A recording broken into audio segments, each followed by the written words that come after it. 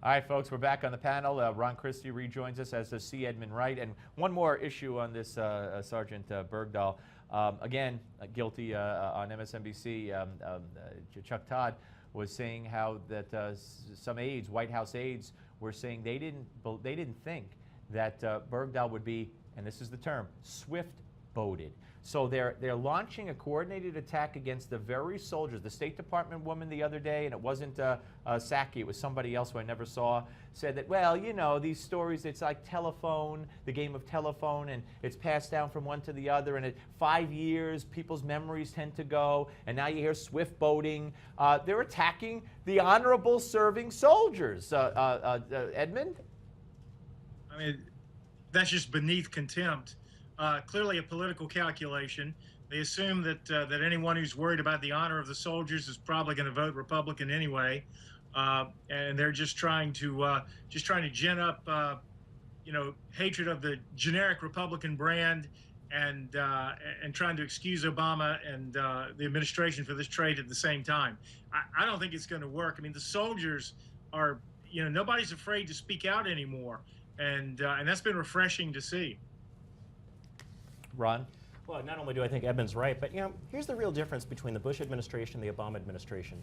President Bush in our White House, we actually had people who served in the military serving as the president's senior advisors. I mean, I remember most weeks having lunch with General Downing, who was the commanding general of our special forces units. Do you think for a second that someone who actually led men and women into battle, who worked in the White House, would be talking about political calculations to the same extent apparently that they're doing in this White House? It's all about politics for them.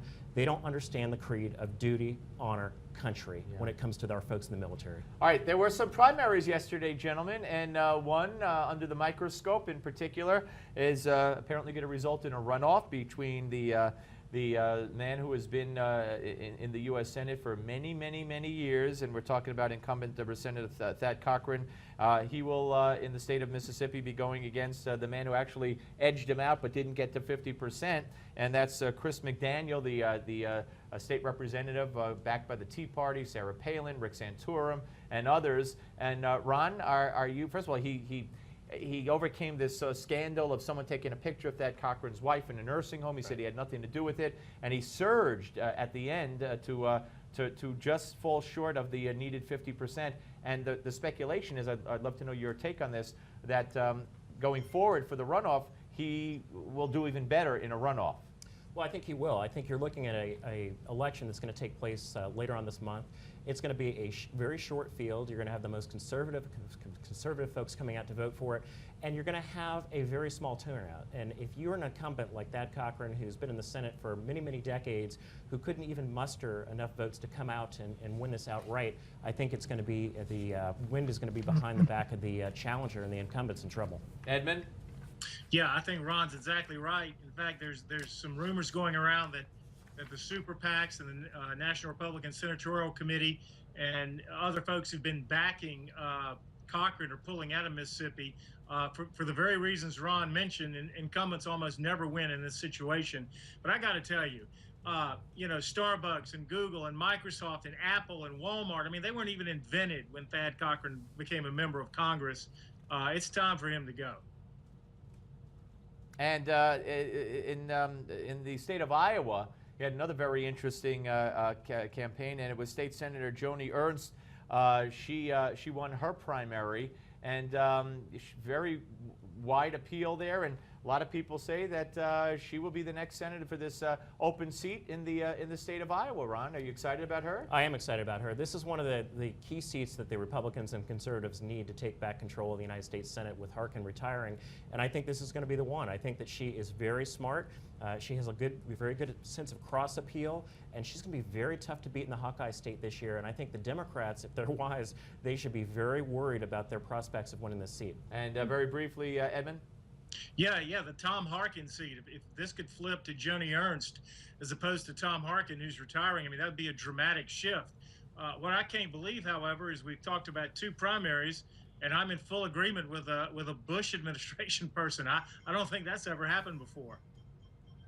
There you There go. you go. Well, you see, I bring people together. That's my goal in life. I am a uniter, not a divider. We are not blue and red. We are all purple. Where have I heard that before? I don't know. All right, always great to talk to both of you, and we will hear from you both later on in the show again. Ron Christie and, of course, C. Edmund Wright. Thank you, gentlemen.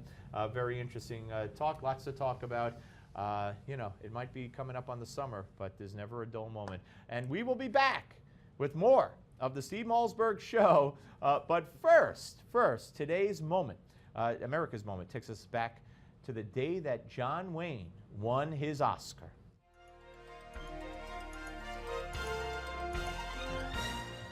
It was a night filled with stars as Hollywood came out in strength to honor its own at the 42nd Academy Awards. Nominated for Best Actor that year were Dustin Hoffman, Jon Voight, Richard Burton, Peter O'Toole, and John Wayne. Born Marion Morrison in Winterset, Iowa, even at birth, the future movie icon was breaking records, weighing in at 13 pounds.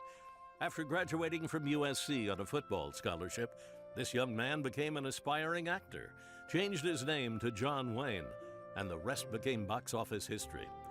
A veteran of some 150 films, Wayne received his first Best Actor Award nomination in 1939 for his role in The Sands of Iwo Jima. It would take more than 3 decades later, until April 7, 1970, before the Academy honored him once again. But this time, he won the Best Actor Award for his role as a one-eyed sheriff in True Grit. I've said it before, and I'll say it again. I think this is a great country. Actress Maureen O'Hara, when asked to describe her friend, summed up the man best with 3 words: John Wayne, American. You're watching An American Moment on Newsmax.